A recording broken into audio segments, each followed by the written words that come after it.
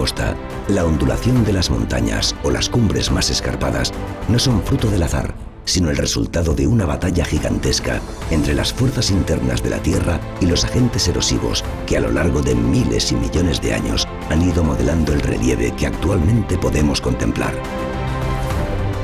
Aquí tenemos este sinclinal, un sinclinal de crecimiento en la Sierra de Busa, que nos muestra la evolución tectónica durante 3 o 4 millones de años y refleja la relación entre tectónica y sedimentación.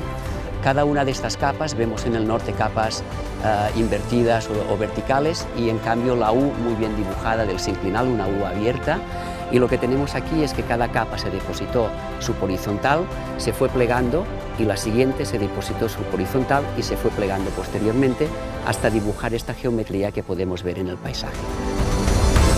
Esto no es un fenómeno puntual, sino que abarca toda la cuenca del Ebro. Hace 60 millones de años vemos que el modelo nos indica que se comienza a producir la topografía, la elevación de los Pirineos, de la cordillera ibérica y de la costera catalana, y en el centro queda atrapado un sistema lacustre cerrado donde se van acumulando los sedimentos fruto de la erosión de esas tres cordilleras.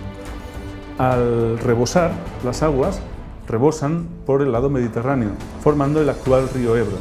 El río Ebro se empieza a encajar en el relleno sedimentario que se había acumulado anteriormente en la cuenca del Ebro y transporta de nuevo todo ese material hacia lo que actualmente conocemos como el delta del Ebro. Gracias a los satélites, podemos contemplar y analizar la superficie del planeta mediante la teledetección. La ventaja más obvia en la teledetección es que nos permite observar a escalas y con perspectivas que son adecuadas para apreciar las grandes unidades del terreno. Y es que podemos utilizar sensores que son sensibles en longitudes de onda que van más allá de nuestro espectro visible. Un ejemplo claro es el que tendríamos en la Puna Argentina, una zona volcánica, que para nosotros son tonos grises y marrones. Sin embargo, cuando lo observamos en el infrarrojo medio, se nos abre todo un mundo de colores que para nosotros es completamente insospechado.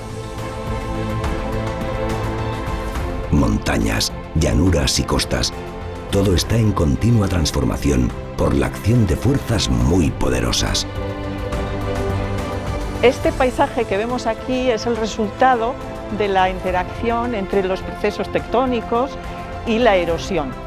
La erosión es el proceso superficial que tiende a rebajar la topografía y la medimos en escalas de centímetros o milímetros cada 1000 años.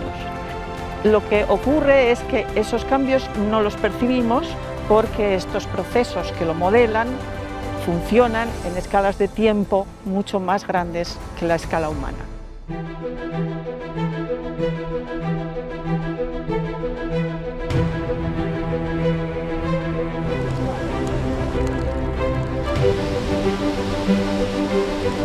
La lluvia, el viento, el hielo, las inundaciones y riadas y el embate de las olas erosionan continuamente la superficie de la Tierra.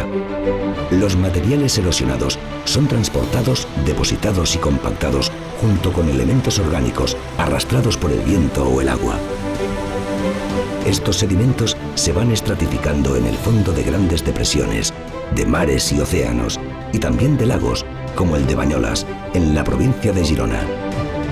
Nosotros venimos aquí con un sistema de perforación, extraemos estos sedimentos sin perturbar y estudiamos capita a capita estos sedimentos para reconstruir el clima de los últimos milenios. Por ejemplo, en los últimos 2000 años hemos visto que el periodo cálido romano es ligeramente más cálido y más árido que la actualidad, mientras que la pequeña edad del hielo, que es un periodo que se sitúa entre los siglos XIV y XVIII, es más frío y más húmedo.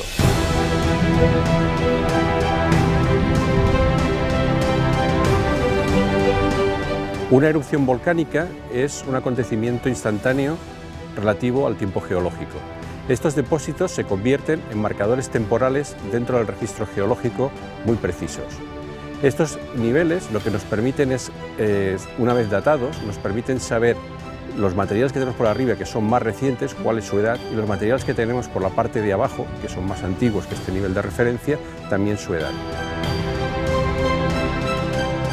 En el interior de la provincia de Almería, el río Aguas se ha abierto paso por una capa de yesos de unos 100 metros de espesor. Estos yesos se formaron sobre sedimentos más antiguos que fueron testigos de los cambios climáticos cíclicos. Los encontramos tanto aquí en Almería como en Sicilia o en Creta, es decir, por toda la cuenca del Mediterráneo. Pues lo que podemos ver es que son unos ciclos sedimentarios que reflejan momentos de formación más húmedos o más áridos. Y además, si vemos, te fijas, es 1, 2, 3, 4 y 5, 1, 2, 3, 4 y 5. Sabemos que estos ciclos pequeños tienen una duración de unos 20.000 años y están condicionados por la precesión de la órbita terrestre, y estos de aquí se producen cada 100.000 años y están controlados por la excentricidad, o sea que la órbita terrestre sea más o menos elíptica.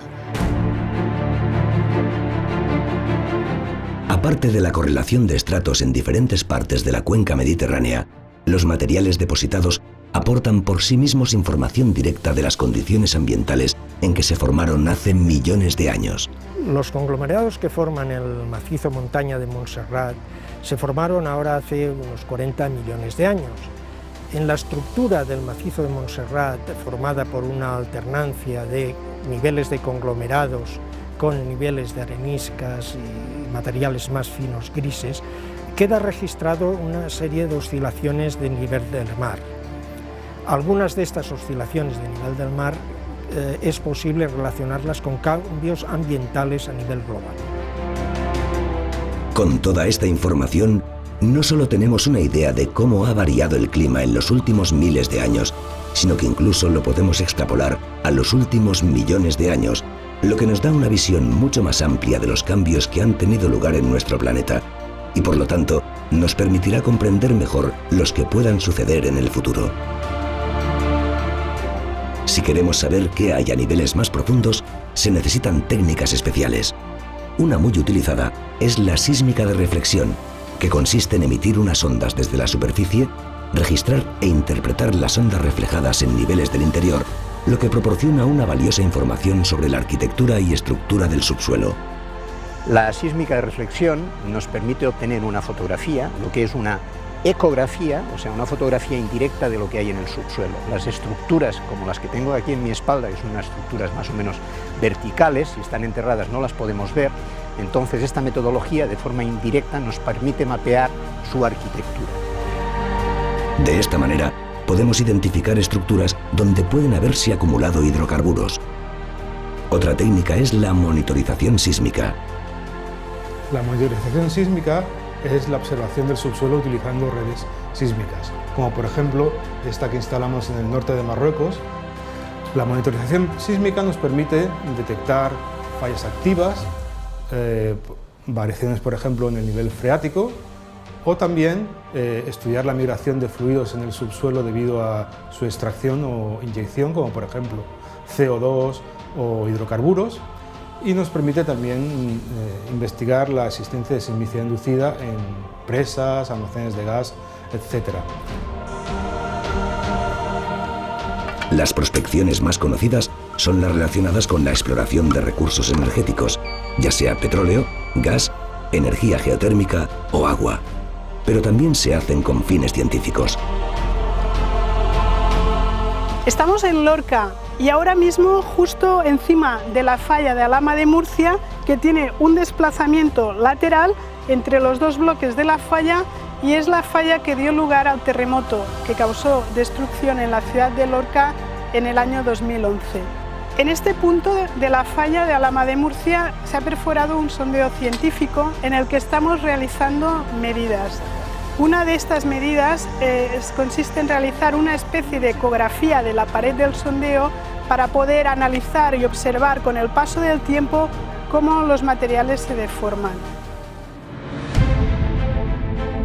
En nuestro viaje para conocer qué hay a más profundidad, debemos utilizar otras estrategias, ya que las perforaciones no pueden ir mucho más allá de los 10 primeros kilómetros. Una forma es el estudio de la propagación de las ondas por el subsuelo. Un terremoto es un movimiento brusco en el interior de la Tierra que permite liberar una gran cantidad de energía que se propaga en forma de ondas sísmicas. Si somos capaces de registrarla en este tipo de sismogramas, podemos obtener una información muy valiosa sobre el manto como por ejemplo la velocidad de propagación de estas ondas, pero también otros parámetros derivados como la densidad. Una forma de analizar cómo son las rocas a 50 o 100 kilómetros de profundidad es mirar qué pasa con los minerales sometidos a presiones y temperaturas que simulan las condiciones del manto. Esto se investiga también en el Instituto de Ciencias de la Tierra Jaume Almera.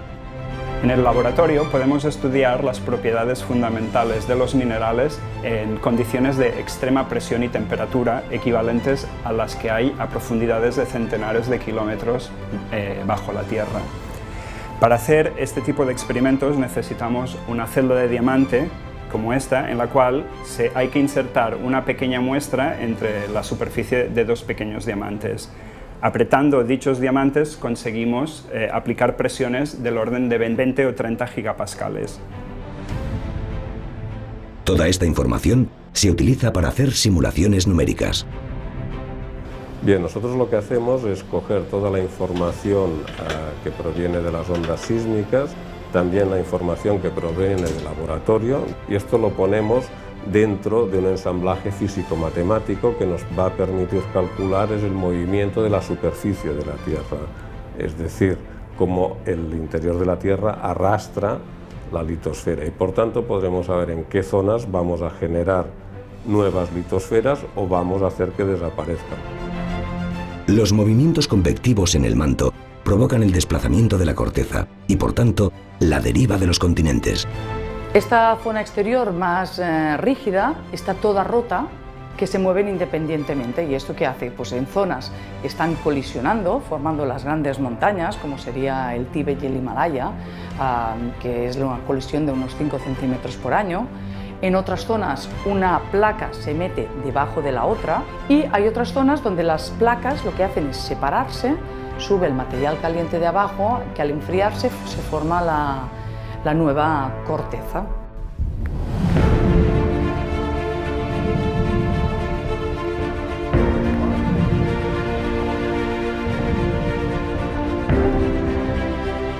El material fluido y de alta viscosidad del manto alcanza la superficie en algunos puntos del planeta y forma volcanes.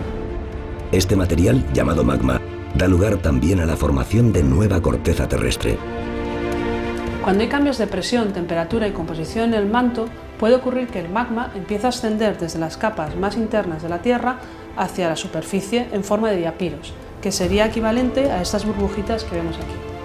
Los diapiros, burbujas gigantes de magma, empiezan a ascender debido a su menor densidad hasta capas más superficiales del planeta, y allí pueden generar volcanismo en la superficie.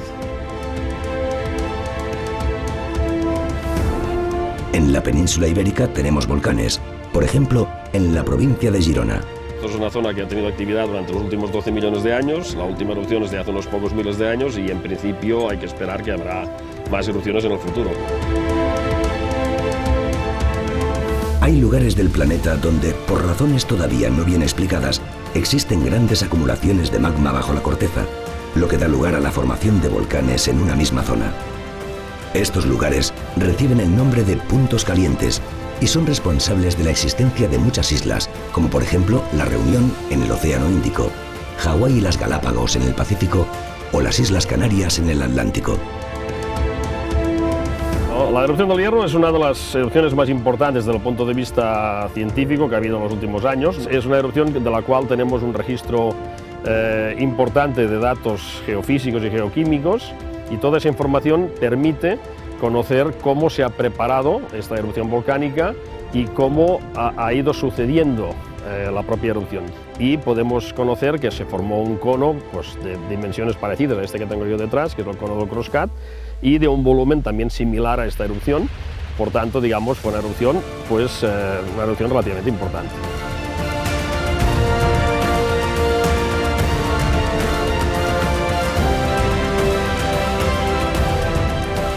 Nuestro viaje hacia el centro de la Tierra está lleno de aventuras y de maravillas mucho más espectaculares de lo que Julio Verne nos escribe en su novela. Un inmenso paraíso situado bajo nuestros pies que apenas hemos empezado a descubrir.